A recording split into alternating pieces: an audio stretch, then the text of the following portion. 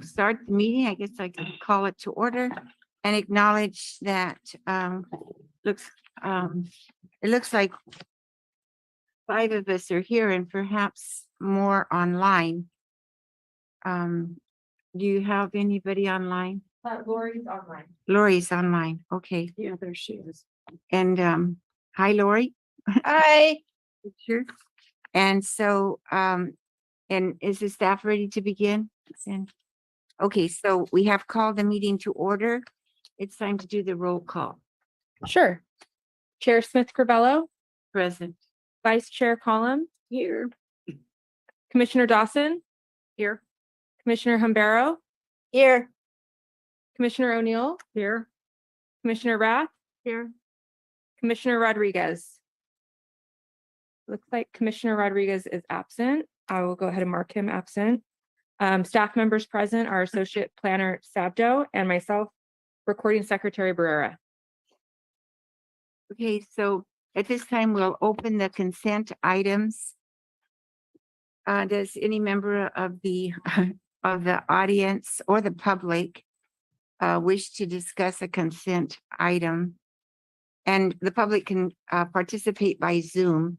So I'm going to ask Erica to explain that process. She'll do it probably a couple times because we like to be sure everybody understands. Sure. Members of the public are encouraged to join our meetings via Zoom Gov, a secure service that connects you live with no lag time. This meeting is also streamed live on youtube.com/Monterey and Comcast Channel 25. If you would like to provide public comment, please join the meeting using Zoom or by telephone, making sure to join in time to accommodate delays.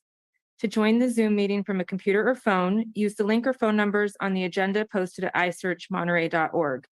Since this meeting has started, you'll find the agenda under the Recent tab. To join by telephone, dial 833-568-8864, then enter the webinar ID. Today's webinar ID is 161-739-7120. If prompted for a participant ID, press pound. Detailed instructions for using Zoom are available at monterey.org/public meetings. To provide public comment via Zoom, please use the raise your hand function at the bottom of your screen. To provide comments by phone, dial *9 to raise your hand, then *6 to unmute when called upon. Public commenters will be announced using their last 3 phone number digits or the name typed into Zoom. Public commenters will be muted until it's their turn to speak. Please turn off TV or computer speakers or go to another room while connected, as background noise interferes with the broadcast.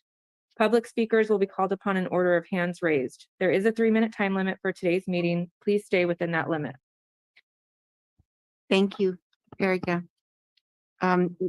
Just before we start the consent items, we're starting a new term, and I'm the chair. It's by rotating basis, so we do move our chair position around kind of in a seniority basis.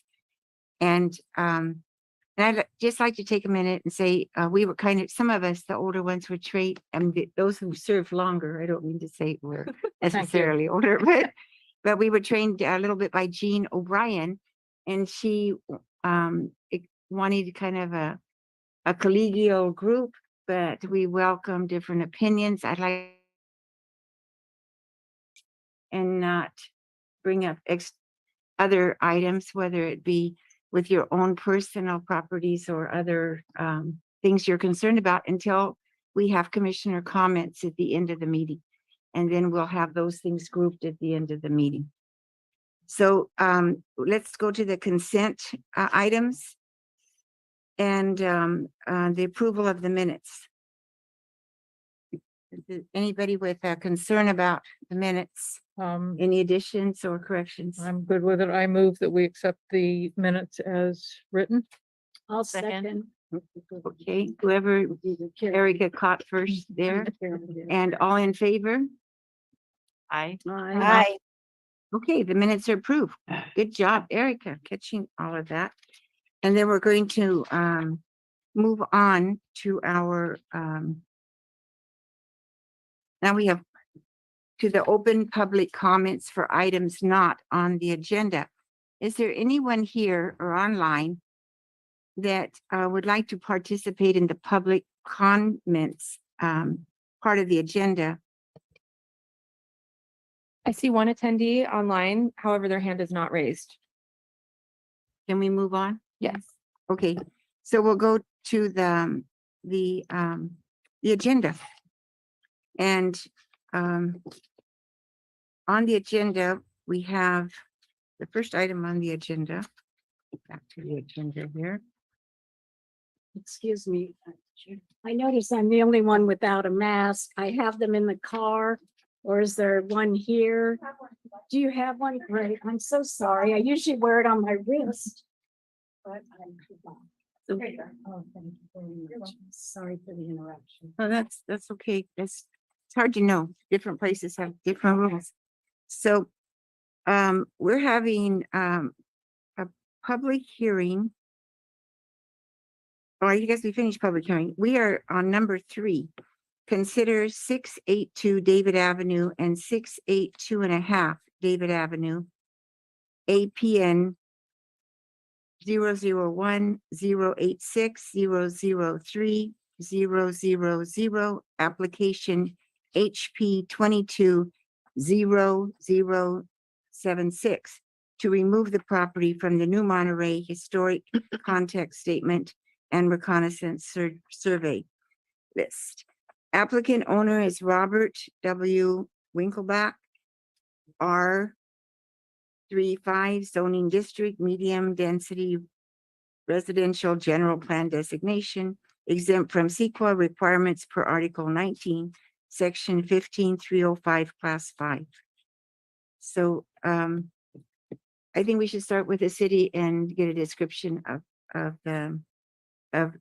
this removal and why. Thank you, Chair Crivello and Commissioners. My name is Christy Sabdo, Associate Planner with the City of Monterey. I'll be presenting 682 and 682.5 David Avenue. The applicant and property owner, Robert Winkleblack, is proposing to remove the property from the new Monterey Reconnaissance Survey list.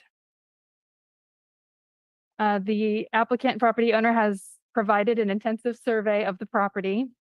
An intensive survey identifies whether the property meets the criteria for historic zoning. It is prepared by a qualified professional. The intensive survey is analyzing whether the property meets the criteria for historic zoning, and an intensive survey is required in order to remove a property from the reconnaissance survey list. The survey for this property does conclude that the property does not meet the criteria for significance and that it has lost historic integrity. The property is one parcel and it has 2 single-family residences with addresses 682 and 682.5 David Avenue. One of the residences faces David Avenue and the other one faces Line Street, which is an alley. Here's a picture of both of the properties, 682 David, which fronts David Avenue, and 682.5 David Avenue, which fronts Line Street. 682 David Avenue is a single wall construction, irregular in plan, composed of 2 one-story attached sections. One section is 389 square feet and the other is 817 square feet. They are attached with a garage. Both sections of the home are front gabled, the roof stepping up to where the blocks meet. The exterior walls are clad with 2-lap rounded edge bevel siding. Low-pitched roofs are finished with composition shingles with a modest overhang and open eaves. Here are some pictures here. See, so the garage originally along David Avenue was converted into part of the house at an unknown date, and the 2 structures were framed. Dr. Kirk, the architectural historian, states that presumably at the time the house was framed, the present front porch was constructed, not original, along with a west wall and roof. So there are 2 concrete steps that rise to the entry porch with a raised wood floor. The lower section of the west side of the porch is clad with wooden siding, and the upper section is glazed with multiple small windows with a wood sash. On the east side of the porch, there is an entry to the house.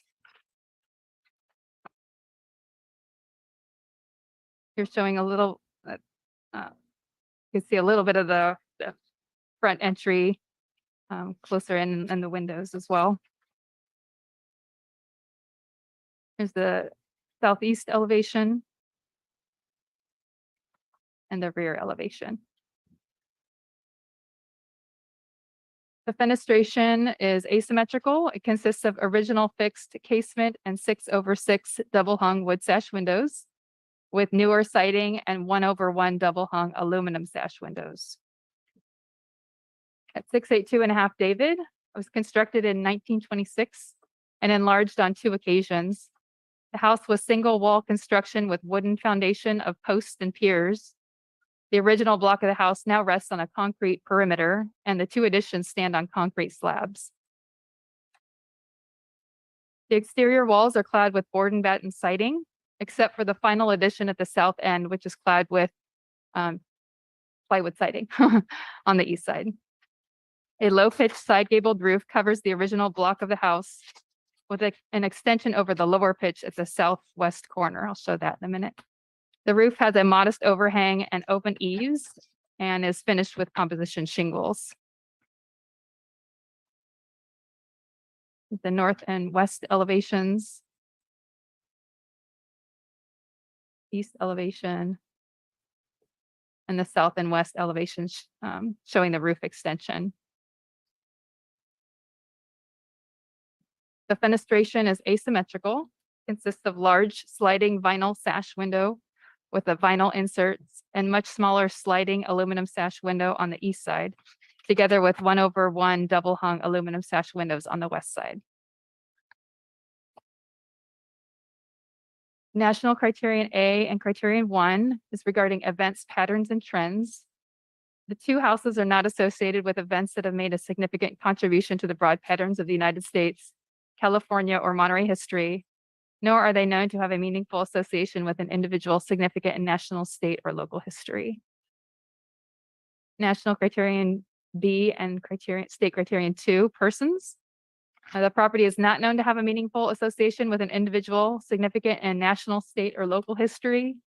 So for 682 David Avenue, those that lived in the house included, let's see, the 1927 Monterey Directory lists the house owned by Francisco and Johanna Parla. There's no information available on them. In 1941, the house was sold to Gladys F. Myers, who worked at the Del Mar French Laundry. In 1951, the house was owned by Marvin and Amelia Dirk until 1975. The couple worked as election inspectors in Monterey. And for 682.5 David Avenue, the first resident appears in the city directory as Dick Burdick. 1938 and 9, E.B. Howard, a cannery worker, lived in the house. Late 1940s, Woodrow and Emma Moore, who are retired. 1949, Leonard and Felice Jacobson, not employed. It was vacant for a little while. And then in 1959, Kenneth Neville, mechanic, and his wife, June Neville. 1970s, Clark Slocum, an employee of Kid Radio. And just to conclude on National Criterion B and 2, that the property is not known to have a meaningful association with an individual significant in national, state, or local history. National Criterion C and State Criterion 3 regarding design and construction. Dr. Anthony Kirk states in the intensive survey that architecturally, the houses do not have the distinctive attributes or characteristics of a specific style of architecture, nor are they representative of a specific period or method of construction. In addition, he states they are clearly not the work of a master and do not possess high artistic value. There is as well no reason to believe that the house might yield information important to the history of the area. Neither of them appears to be eligible for listing in the National Register of Historic Places or the California Register of Historical Resources. Integrity. The property must retain historic integrity of those features necessary to convey its significance. Dr. Kirk has indicated that since 1682 David Avenue and 682.5 David Avenue is not eligible for listing under the national and state criteria or local criteria, it is not necessary to evaluate its integrity. In conclusion, the intensive survey concludes that the property at 682 and 682.5 David does not appear to be eligible for listing in the national or California National Register of Historic Places and the California Register of Historical Resources, or the Monterey Inventory of Historic Resources. The required noticing was completed. We posted on the site. Notices were sent to properties within 300 feet of the subject property, posted at the city clerk board, and posted outside the planning office. We have not received any communication from people that are concerned. I do want to note that one of the HPC members noted that someone removed the posted notice. So the stake was still there, but the posted notice was removed. But since the required noticing was completed, that happens from time to time, we're okay to proceed. I confirmed that with Kim. Staff recommends that the HPC approve the request to remove the subject residences from the new Monterey Historic Context Statement and Reconnaissance Survey list. Thank you, Christy. So this is the time that commissioners can ask questions of Christy in terms of the recommendation or the material that you've been speaking about. Are there any commissioner questions? I have a question. Could you go through the timeline of which buildings and which additions came when? I think I understand it, but I had to read through it several times to get Yeah, it straight. so in the intensive survey, the Sanborn, the 1926 Sanborn map shows a single car garage at the front of David Avenue, and then the residence along Line Street. And then that second house along David Avenue, the garage was converted, and then an additional residence was added. So the 800 square foot piece was the garage, and the original residence was on Line Street, with the small 300. And then they built the other 300 square foot block next to the garage and turned that whole thing into a house. Is that correct? Am I being clear? I'd like to clarify with Dr. Anthony Kirk, but Okay. that's the way as I read it. It states that the garage was up against David Avenue. The original residence was behind the garage. And then that garage was converted into a residence later on. It would have been helpful if he had included the Sanborn map, I think, in the report. And just another clarification, when they say framing, so when they framed the house, that's when they put up the second property and included the garage? I'm not, I mean, I know what framing a house is, but Yeah, they seem to be framing something that was already built. right. I don't, You're talking about maybe page 13, Uh, because it does talk about framing there. It says the original block of the house now sits on a concrete perimeter foundation that dates to around 1950 when the house was framed. Is that the one you're? I just, It's in the Right, middle of. it. yeah, I read it, and then when Chrissy was giving the report, Sure. she used that term when the house was, it sounded like they were framed together, but it wasn't clear to me exactly what. I'm not sure if Yeah. it had to be reinforced with framing. Maybe that's a question for Dr. Anthony Kirk, Okay. which he's supposed to be, he's on line 1. Okay. Good. Good questions. Thank you. Sorry. Can be more clear on that. Okay. Carol. Carol and- Dawson. I mean. Okay, so Yeah. all of this was happening in the 1920s, and it looks like the most recent part of it was done in 1926. Is that correct? No, The 52. resident- Went to the. No, they also state here that the residence at the front of the lot dates back to the 1920s. Well, that's what I just said. Yeah. Right, but it's still, The they were late changing it in the 1920s, so. 50s and in the 60s and All right, 70s. yeah, they put a new foundation on it in Yeah. the 50s. Okay, Mhm. but the house is the same. And framed it when the- the house yeah. was framed in 1950. If you look at the middle of Yeah. page 13, that's what I'm getting that from. Yes, circa 1950. So it When the started house- in 1926 with the garage in the house. Well, but the only thing that happened okay, the original blockhouse now sits on the concrete perimeter foundation dates back to 1950, but I mean. When the house inside- was framed, though, it says. Well, it's That's confusing. confusing. I mean, was it? Yeah. These are clarifying questions, I think, for Dr. Kirk. Yeah, right. Yeah. I mean, because it sounds to me like it's the same 1920s house and they lifted it up and put a perimeter foundation. Okay, our owner has If, Carolyn? well, if you're done with questions for staff, we can move on to Just a the. moment, I had one more. Okay. On one of your earlier slides, Uh-huh. I thought I saw sort of a green line that went across the property. And it was a picture of their back, no back. Yeah. To see that, and kind of green, maybe aqua was a bit, Sure. and the porch seems to extend, or something extends, is that extending past where the property should be? The property lines are off. Our GIS does have some error in it.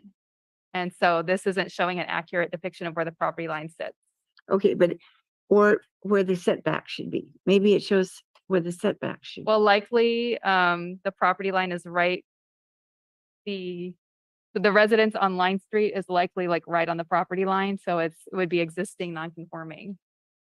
Okay, I just wondered, when I was paying attention to other things and then I noticed it. And I Sure. wanted to know what that means. Are there any other commissioner questions of staff? No.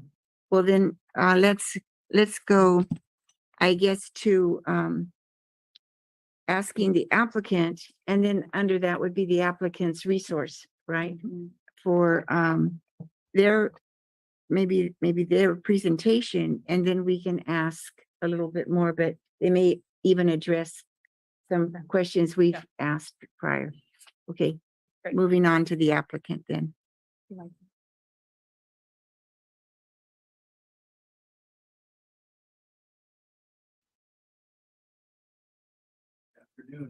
Afternoon. Is it green? You see a little light? Yeah, there's the light. There you go. My name's Bob Winkle Black. My wife Tracy and I are here to hopefully answer any questions and support the staff's recommendation. I think I can clarify the misunderstanding of framing for you. Dr. Kirk had mentioned that originally it was single wall construction, meaning, a 1-inch thick wall. At a later date, and that was very typical of Pacific Grove or Carmel or Monterey. You have 1x12 boards and little bats over it. And they used to try to wiggle the electricity in between the boards and underneath the bats. And I think when he says it was framed, that meant it brought it into a little more current building style, if you will, where there's a 2x4 framed up inside the single wall construction, so that in hopes that maybe they could throw a little insulation in there or run electrical or run plumbing instead of having it on the outside of the house. So I think that's where the clarification of framing came in. Okay, thank you. Yeah, I really don't have anything to add. Dr. Kirk did a thorough job, and I'm sure he can answer any questions, and if he can't, I'll do my best. Thank you. Should we go ahead to hear Dr. Kirk, or do you have a question, Carol? No, I just Carol want Dawson. to make sure that I get the. She had her hand. No, Yeah. did you know about the foundation? I mean, it was originally post and pier, and they put a concrete perimeter foundation on it. I mean, was it the same house that they just lifted up and changed the foundation, or? I'm assuming so. Would you mind? As Thank you. young as I am, I don't think I have any knowledge of actually how the foundation was put there. Yeah. Is Dr. Kirk available? Maybe we could. Thank you. Are you ready for Dr. Kirk? Mhm. Okay, everybody. Okay, yes, I'll move on to Dr. Kirk's. Thank you. Thank you. Thank you. Thank you, Dr. Wickliffe. Mr. Wickliffe. Okay, I've unmuted Dr. Anthony Kirk. Am I on now? Yes. Yes? Yes, very clear. Thank you. Considering the fact that these are two incredibly simple houses, their history is incredibly complex. And it's difficult to understand it. As Bob said, they were both originally single wall houses, and then frames were introduced to them. What they typically did if they were on post and pier foundations is they would raise the house and pour a concrete perimeter foundation and then lower the house under the foundation. As I state in the report, the earliest Sanborn map to show the house at 682.5 dates to 1926. And it looks like essentially the same house that's there today, but it can't be. It's got a D on it, which on the Sanborn maps means that it's a house. And then at the front of the lot on David Avenue, there's a smaller building with an A, which means automobile garage. And the exact history of both buildings is to a certain extent conjectural. We don't know everything about each of them. And that's particularly true of 682.5 David Avenue. Bob and I spent some time trying to figure it out. We think we've answered most of the questions, but we're not sure of any of them, to tell the truth. And if you have any questions of me, I will be happy to attempt to answer them. So this would be a chance. if Yeah, you still have one. Carol. Yes, Mm. could you go through the chronology of when each of the buildings, I'm thinking there are 3 buildings, the 682.5 on Line Street, the garage, which is, I believe, the larger portion of the house on David Avenue, and then the smaller portion of the house on David Avenue. So what do you want me to say again? The chronology, when they were built, in which. Well, as far as I can tell, and I should say that my original report on 682 was submitted in April of last year, and it was approved by your commission. And so the only really new thing that's being introduced is 682.5. And in terms of when the houses were built,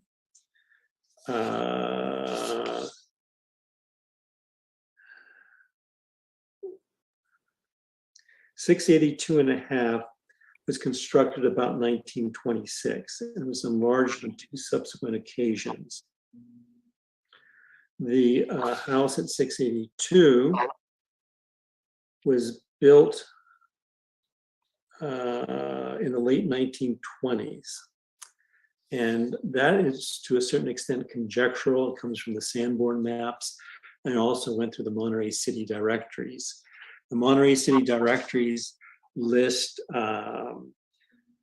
the earliest resident at 682.5 was a David Burdick, and that's from 1937. There's no mention of either 682 or 682.5 in 1926 or 1930. And as I note in the evaluation, most of the people who lived in 682 did not live there very long. It was often vacant. For example, it was vacant from 1954 to 1955, again in 57, and then from 62 through 68. And some of the people who lived there were students. It's obviously a very small house. The residential building record states that the 682.5 is 389 square feet. Bob Winkelplack made a very detailed drawing of it for me, and he shows the total square footage as being 344.45 square feet. I would imagine that his totals are more accurate than what's on the residential building record. And I'm not quite sure if I answered your question or not, but let me know, please. Well, we keep throwing out terms that the garage and then residence. So the garage was there when the little house on Line Street was there. So they were there in 1926. And Yeah, that, they show up on the Sanborn map. okay, And what happened to the original garage, I have no idea. It was obviously demolished. The house that stood on Line Street, the back of the lot, looks fairly similar to what is there today, but I suspect it's not the original house. We know that what's there was built in 3 phases. The house itself, which is 170.5 square feet, and then the storage, the bathroom and the storage room. And those 2 buildings are a little over 100 square feet, 108 in total. And then as far as the garage goes, the original garage must have been torn down in order to build 682. And when that was built, there was a separate garage. That's when it was a single wall house and a single wall garage. But at some point, I believe in the 1950s or 1960s, and that's just speculation,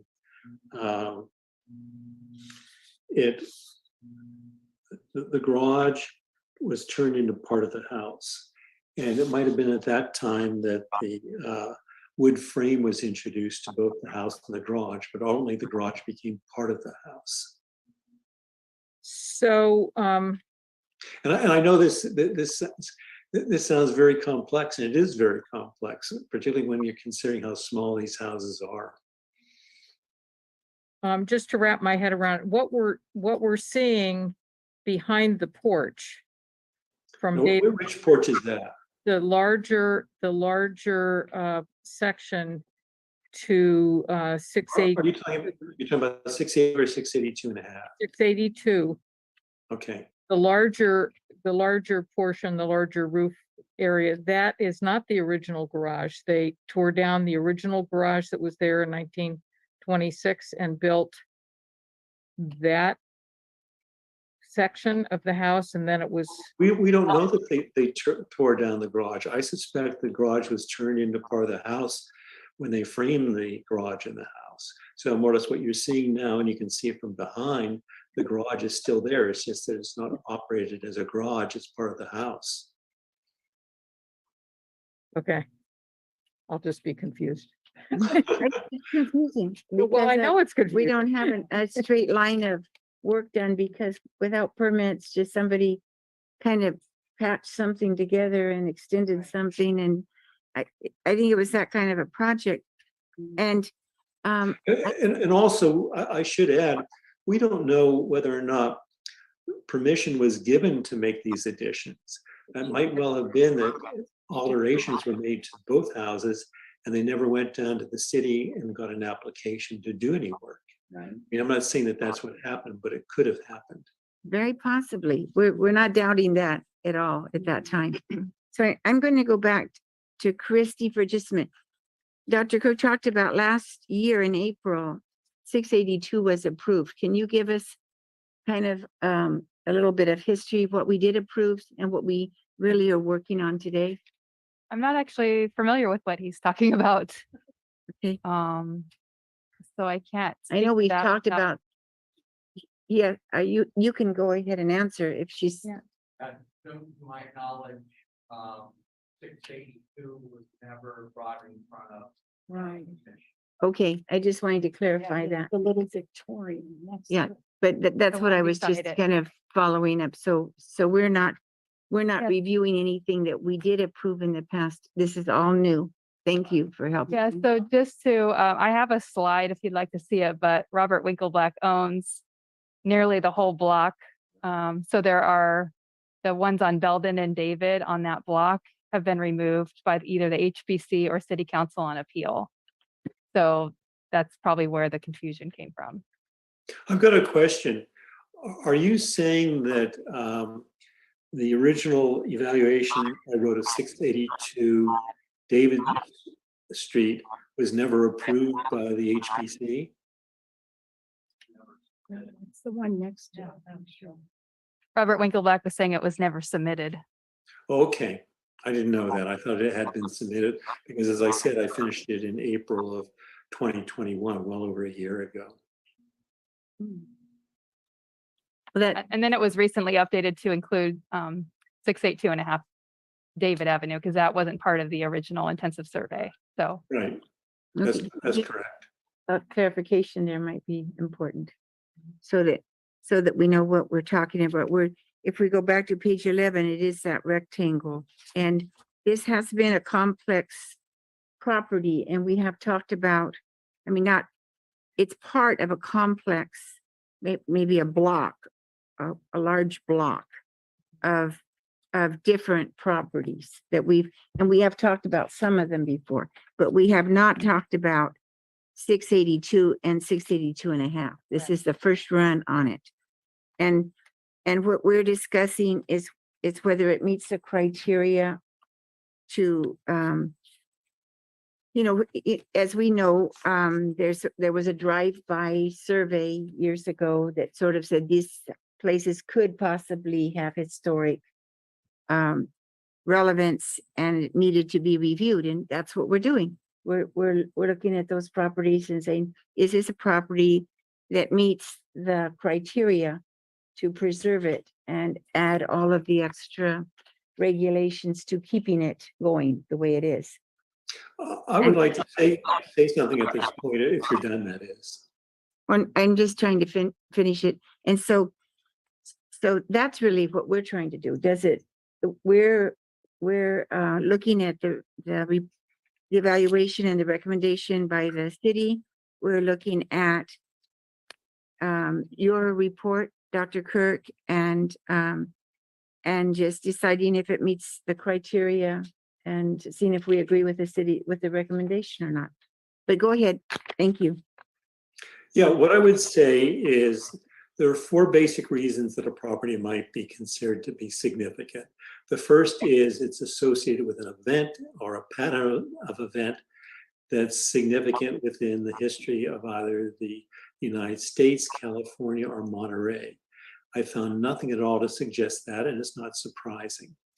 The second reason it might be considered significant is because it's associated with a person or with persons who were important during their lifetimes when they lived in the house. And I found nothing at all to suggest that. As I said, I went through the directories, and most of the people that lived in 682 had jobs, not all of them, but most of them did. And the people that lived in 682.5 were obviously people that did not have much of an income. Oftentimes it was vacant. There were students who lived there. I should say that the directories that I went through, they provided conflicting information. At times they said that the person living there was a homeowner, which obviously could not be the fact of the matter. And then the last reason it might be considered significant, and the reason that most houses are ultimately considered significant, is because of the fact that's associated or a good example with a particular style of architecture. And these houses have no style of architecture whatsoever. They're just sort of put together probably fairly quickly. They were single wall houses, and there are no aspects to them that would say that it's Greek revival, Spanish colonial revival, or any other style, which doesn't mean necessarily that they're not significant, but I didn't see anything at all in these houses that led me to believe that they might be significant. And then the final reason why a building might be considered eligible for an inventory is because you can learn information from it. And that's simply not the case in either of the 2 houses that we're talking about. Okay, thank you. So going back to our meeting procedures, are there any other questions that we want to ask the applicant or or Dr. Kirk, Carol Dawson? And I know we've had this discussion before, but isn't the definition of vernacular mean that it was built without an architect by local builders using local materials, and it's usually a modest home built for just your everyday person? Is that what the definition of vernacular is? I'll tell you what the definition is. This is the Dictionary of Architecture and Construction by Cyril M. Harris. It's over 1,000 pages. And under vernacular, what he says is,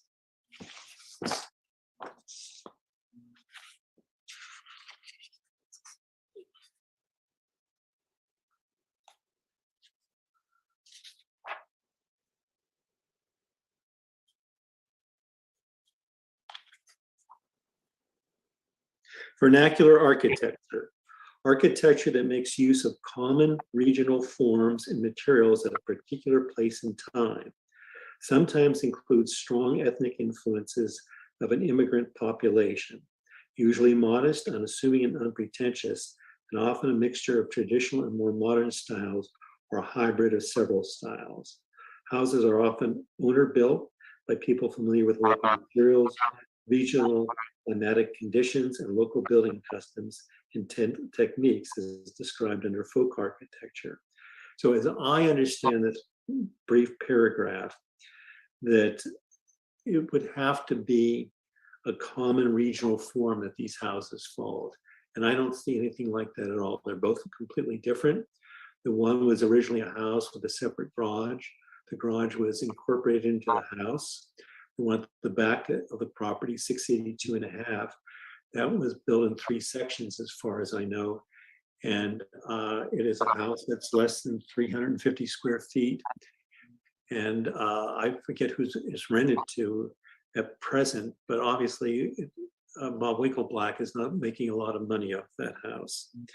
The houses are indeed modest, unassuming, and unpretentious, but they're not a mixture of traditional and more modern styles. They're just something that was thrown together and then put up. And I mean, typically when you think of, at least when I think of vernacular buildings, I think of, for example, the barns in California, which are built in 3 sections. The middle section is front gable, and then the 2 roofs on either side are dropped down maybe a foot or 2 feet from the front gable section of the barn. That definitely, to my mind, is a vernacular building. You find them throughout California. They're fairly common. In fact, they're quite common in Monterey County. But there's nothing like that about either of these houses that would lead me to believe that it was built in the vernacular style. Okay, any more direct questions? Not necessarily an education on styles, but questions about. Okay, but his I mean, my report. point is vernacular could be just about anything made with local materials, a modest home without an architect, which is what this is. I didn't understand it that way. Yeah, and that is, well, I'm sure that's from the new Monterey context statement. I have a question. Can you tell me why this property does not meet Criterion 1, which is the associated with the continued growth of New Monterey during the period, which is the 1924 to, I believe it was 45 in the context statement, and specifically properties that might be significant for its association with either of 2 primary drivers of the sardine factory and the presence of the military. And then it lists several, a property may be significant for its association with many ethnic groups, Spanish, Mexican, Portuguese, Japanese, Sicilian, and other Italian. So why does this property not meet that criterion? Or are you asking me that question, or? Yeah. Well, I think, the first part of what you said, if you took that position, then every house that exists in Monterey would be historic, because they were all put up at some time during the growth of Monterey, and there's no reason to believe that they would not be significant. But obviously, you've got to have a tighter basis for evaluating them.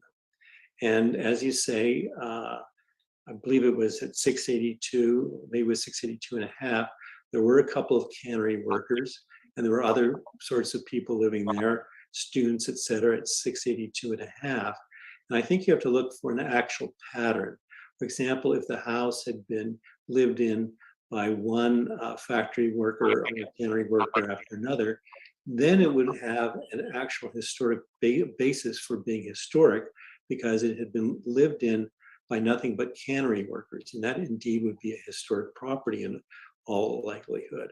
But this house that's not the case with this house. It had one or two cannery workers, as I recall, and it had many other people. It had people that worked at a radio station, people that worked at a dry cleaning store. So you have to look at the entire history of who lived there in order to make a decision as to whether or not the building is significant because of its association with a cannery worker. Thank you. I want to recognize that Juan Rodriguez has been with us for the last maybe 7-8 minutes. No, It might have been. Longer than that, okay. Yeah, I actually joined at the beginning. I'm so sorry that I was late. I actually joined at the beginning of the presentation, so I've been hearing everything on the signing. Very Do you good. know what time you joined, Juan? It was right around the minutes when you were doing that. Oh, very good. Okay, I just happened to see your picture now. I want- realized I should turn on my camera. Yeah, sorry. Oh, that was it. Okay, thanks. So his name was there earlier, and we're glad to have you with us and wanted you to be credited with Thank being present. Okay, so can we move on to if anybody from the public has questions? Thank you. So let's go to open public comments, and we have to probably hear how to do that again, and we'll listen to anyone from the public that might be online. I don't see any other public possibility here present with us. So Once again, to join the Zoom meeting from a computer or phone, use the link or phone numbers on the agenda posted at isearchmonterey.org. To join by telephone, dial 833-568-8864, then enter the webinar ID. Today's webinar ID is 161-739-7120. To provide public comment via Zoom, please use the raise your hand function at the bottom of your screen. To provide comments by phone, dial *9 to raise your hand, then *6 to unmute when called upon.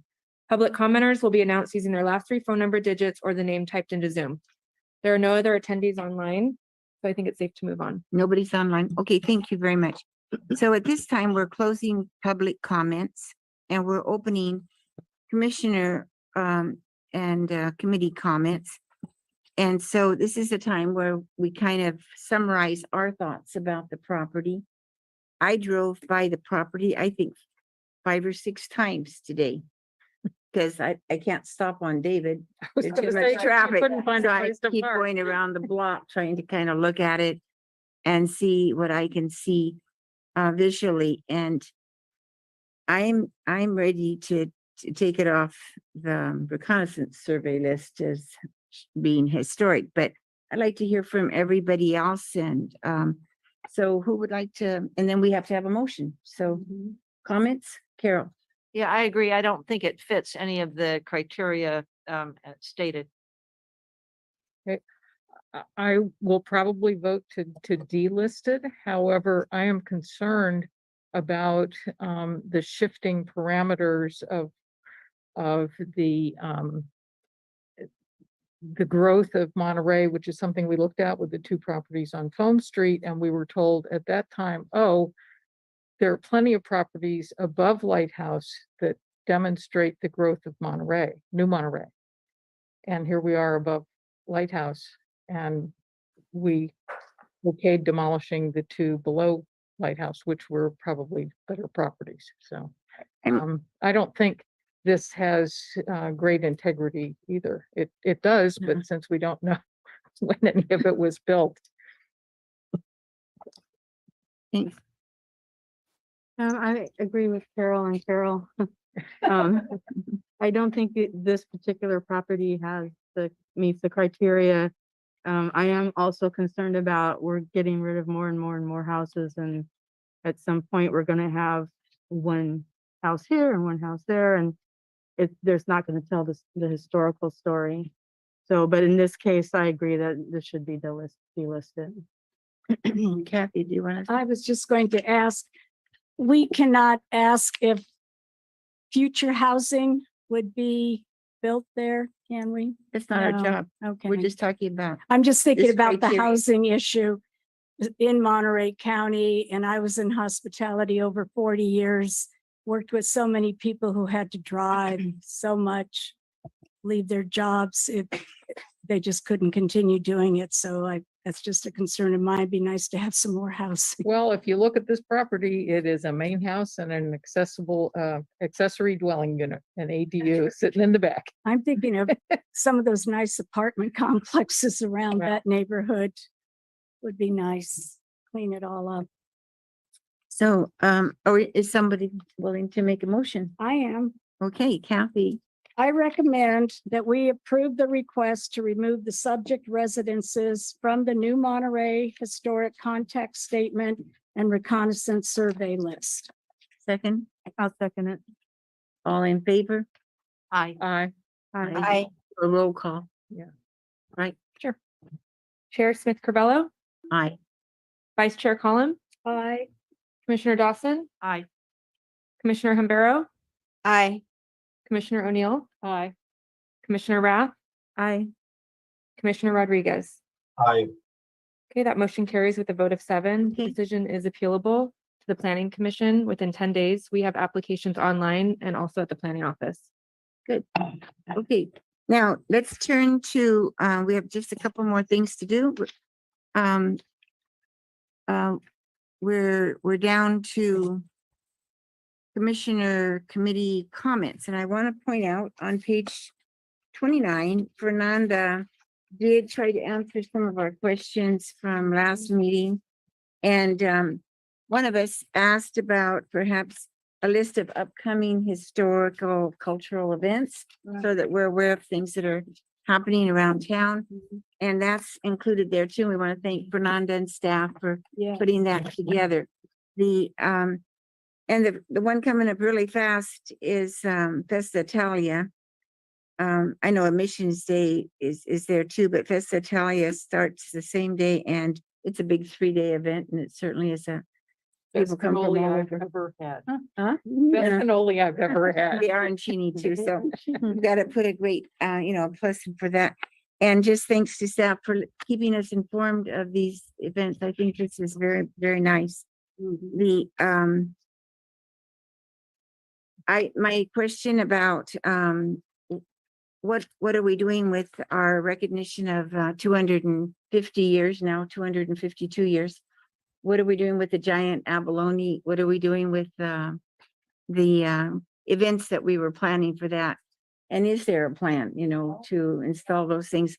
At this point, we don't have an answer for it. I was told perhaps if I contacted the city manager's office, we might hear, but I still think it would be good to have a public plan for, it seems like it's not a building, but we're interested in history and recognizing historic events. And I'd still like to know, and I'd like to know, not just me asking a question myself, but having something presented from the city that the city has a plan for what we're gonna do with Sure, this. staff can look into that for the next meeting and Thank you. sure. And then we still would like to see how we're doing on Millsap follow-up. We keep, I know there's really good progress. More than half of the properties have been inspected and every week there's new appointments to inspect Millsack property. So we're making great progress. I don't know exactly what month that Matthew will come and report, but he's making good progress. that's great. So commissioners, any other things have you know about? One thing, I just got a notice from the library, they're having another historical talk. And this one's on dancing on the belly of the shark, fishing for history on Monterey Bay. They're all Zoom and these are really great talks. Do you have Yeah. a date for that? Next Thursday. Oh. Thursday, of course. Are they recorded? Do you know? Yeah, yes, they are Oh, on good. their YouTube Okay. channel. That's great. I just thought of Good. one, Geraldine, it's tomorrow at the PG Library about Steinbeck's two wives. What's her name? Linda Marquardt. Carol Marquardt. Carol Marquardt is behind that. And Mrs. Del Piero is one of the people. It's a live play, I guess just two people, but it's at the PG Library free at 5:30. Oh, Yeah, I Nice. did see that. And if I could mention something else, even though it's in Carmel, and it's that busy weekend of the Greek Festival and the Jazz Festival, but we did it at this time last year. Carmel Heritage, for you architect buffs, is having a house and garden tour September 24th. I'm in charge of it. And we have some great houses. We always have the Frank Lloyd Wright. We have a Mickey Munich who built a lot of Big Sur. One of Wright's associates, Mark Mills. We have one of his homes, Murphy, et cetera, et cetera. So it's going well. We've already sold over 200 tickets. So Great. it was very popular last year. Carol?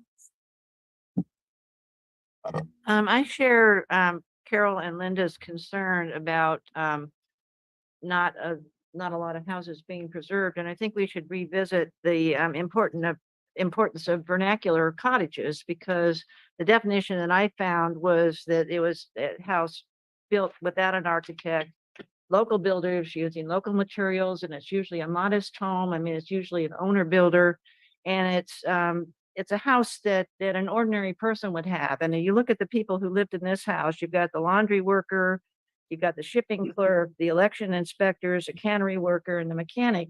You can't get any more ordinary than that. And I'm just afraid that we're losing homes like this. And we should maybe revisit what the definition of vernacular is and see if maybe we can preserve more homes. Could we have perhaps a workshop with maybe Fernanda and Kim? Because we have some issues here that I think have been,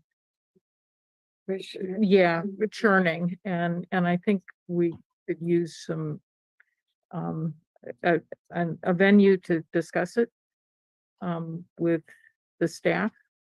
I'll look into that. I believe it has to occur at a public hearing. But We, I in the don't think we- past, we've had workshops that haven't been in a. what type public- of workshops, I guess, are you? A study, Yeah. A study session? maybe Yeah. call it. Okay.